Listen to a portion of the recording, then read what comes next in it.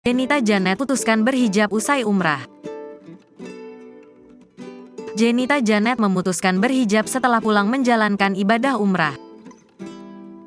Janet menyebut proses hijrah ini membutuhkan waktu yang panjang. Aku persingkat saja jawabannya karena begitu banyak kalau aku ceritain dari awal.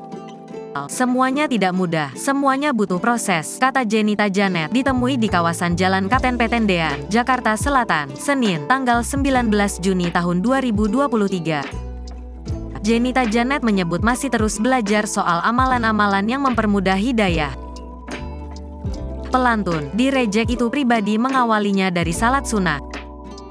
Meski demikian, Jenita Janet mengaku banyak godaan yang datang saat memutuskan memakai hijab. Namun, ia berusaha memantapkan hijrah karena sudah niat memperbaiki diri.